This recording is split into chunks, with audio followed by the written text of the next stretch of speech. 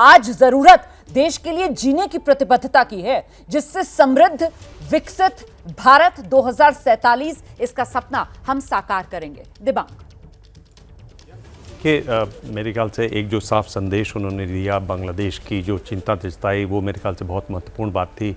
इसकी बड़ा इंतज़ार था इसको कि इस बारे में बात करेंगे। लेकिन अगर आप विकसित भारत की बात करें 47 तक, तो उसमें कई चुनौतियां हैं और जिसका मैंने पहले भी उल्लेख किया, कुपोषण की बात उन्होंने स्वीकार की कि कुपोषण एक बड़ी समस्या है।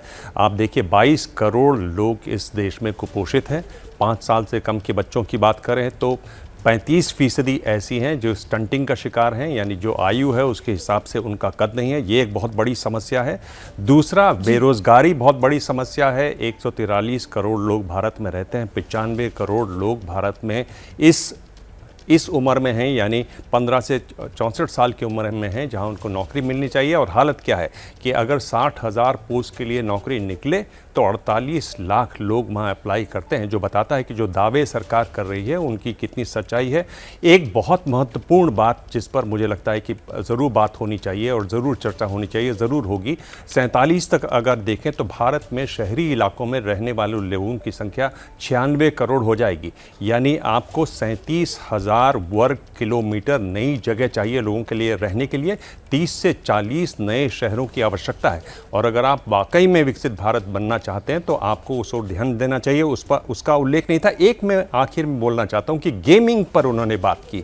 अगर आपको मालूम हो तो ICD, international classification of diseases, यानी ये कौन सी चीज़ों को बीमारी माना जाता है, WHO ने गेमिंग डिसऑर्डर को एक बीमारी माना है। अमेरिका जैसे देशों में आप गेमिंग के खिलाफ अगर आप चाहें तो आपको इंश्योरेंस मिल सकता है।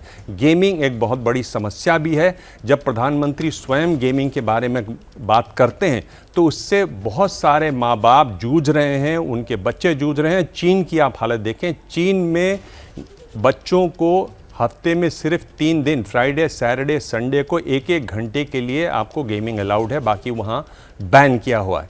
तो गेमिंग इंडस्ट्री की ज़रूर बात करते हैं, और गेमिंग की जब बात करते हैं तो एक तरीके से उस पर मोहर लगती दिखती है। और ये बहुत सारे घरों में मैंने इस पर बातचीत देखी है कि प्रधानमंत्री जी ज़रूर गेमिंग इंडस्ट्री की बात करते हैं, पर ये एक ऐसी समस्या है जिससे हम लोग जूझ रहे हैं, हमारे बच्चे जूझ रहे हैं।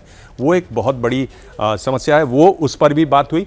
लेकिन कुल मिलाकर एक ऐसी कोशिश प्रधानमंत्री की जिसमें वो एक विकसित भारत का जो सपना देख रहे हैं उसकी डिटेलिंग करने की कोशिश, उसमें समस्याओं को पहचानने की भी कोशिश, और जिन समस्याओं की जिक्र प्रधानमंत्री की तरफ से आज किया गया इस मंच से, एक तो वो जिसका जिक्र अभी प्रभु सर भी कर रहे थे कि साहब देश के अंदर निराशा का माहौल ना हो, और जो इस तरीके का काम कर रहे हैं उनको कहीं ना कहीं आईना दिखा देना लाल किले की प्राचीर से। और साथ ही अभी सर जो महिला सुरक्षा का मुद्दा है, हालांकि देखिए अभी किस तरीके से कोलकाता, डॉक्टर बिटिया, उसके साथ रेप, दरिंदगी, मर्डर का मामला लगातार गरमाया हुआ है। बंगाल का नाम तो नहीं, लेकिन महिला अपराध को लेकर यहां पर चिंता प्रधानमंत्री नरेंद्र मोदी की तरफ से जताई गई, और हल उसका यही बताया गया कि साहब अपराध पर बात होती है लेकिन सजा पर भी बात हो, ताकि जो अपराधी हैं, जो दोषी हैं, जो इस तरीके के लोग हैं, उनमें डर, भय पैदा हो।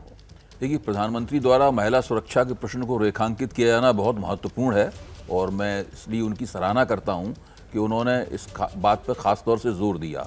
और ये केवल बंगाल के संदर्भ में ही नहीं, ये बहुत व्यापक राष्ट्रीय बंगाल के संदर्भ में तो अभी ताज़ी घटना है। अगर वो घटना नहीं घटित होती तब भी इस बात को रेखांकित किया जाना चाहिए था। तो वो तो बहुत ही उचित उन्होंने किया। और इसमें चूंकि वो देश के पिछले 10 साल से प्रधानमंत्री हैं और ज़्यादातर राज्यों में भारतीय जनता पार्टी की ही सरकार है, तो उनके ऊपर ये खास तौर से जिम्मेदारी जाती है कि वो इस तरह की संरचनाएं बनाएं, कानून व्यवस्था को इस तरीके से गियर अप करें ताकि इन घटनाओं के ऊपर कुछ रोक लग सके और अपराधियों को ऐसी सजा मिले ताकि दूसरों को इबरत हासिल हो, दूसरों को सबक हासिल हो। पहली बात। दूसरी बात, जो भारतीय अर्थव्यवस्था के विकास की बात है, उसमें मैं अभी विश्व बैंक की एक बहुत ही ताज़ा रिपोर्ट है, मैं उसका उल्लेख करूंगा। मुझे यकीन है कि सारे साथी इस बात को जानते हैं। उसमें विश्व बैंक ने यह कहा है कि भारत को अमेरिका की जो प्रति व्यक्ति आमदनी है वहां तक पहुंचने में अभी 75 वर्ष लगेंगे। चीन उसको 10 साल में पूरा कर लेगा, इंडोनेशिया शायद 15 या 20 साल में पूरा कर लेगा, लेकिन भारत को 75, उसकी 1/4 प्राप्त करने में, पूरी अमेरिका की जो प्रति व्यक्ति आमदनी है उसका 25%, 1/4 प्राप्त करने में भारत को 75 वर्ष लगेंगे। अब आप इस जो विश्व बैंक ने हकीकत जो पेश की है उसके मुकाबले अगर आप भारत सरकार के या प्रधानमंत्री की दावेदारियों को रख के देखें तो हमें आश्चर्य होता है, हमें पता नहीं है कि कौन सही कह रहा है, कौन सी दावेदारी। पूरा देश, मैं मानता हूं करोड़ों लोग प्रधानमंत्री का भाषण आज सुन रहे होंगे, बिल्कुल आप बिल्कुल और वो बात अपनी पूरी कर लीजिए। वो अपनी परिस्थितियों के साथ उसकी तुलना कर रहे होंगे कि इसमें क्या प्रतिकूल है और क्या अनुकूल है। आप अपनी बात पूरी कर लीजिएगा, बस सिर्फ ये तस्वीरें जरा दिखा दें। प्रधानमंत्री नरेंद्र मोदी दोबारा अपनी गाड़ी में सवार हो गए हैं और अब प्रधानमंत्री का काफिला लाल किले से बाहर की ओर निकलता हुआ।